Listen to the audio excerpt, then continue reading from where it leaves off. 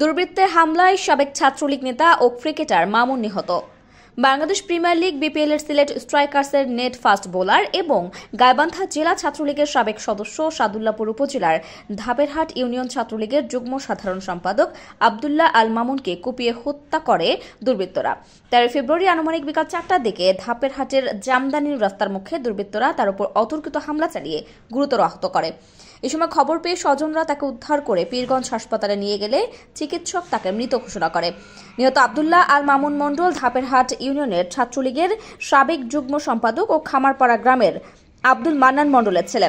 তার লাশ ধাপেরহাটে নিয়ে আসলে স্থানীয় জনতা শুভাকাঙ্ক্ষী স্বজনরা লাশ নিয়ে রংপুর ঢাকা মহাসড়ক অবরোধ করে রাখে। এই খবর লেখা পর্যন্ত মহাসড়ক অবরোধ করে রাখে, তবে ঘটনাস্থলে পুলিশ প্রশাসনের উপস্থিতি নিয়ন্ত্রণে আনেন।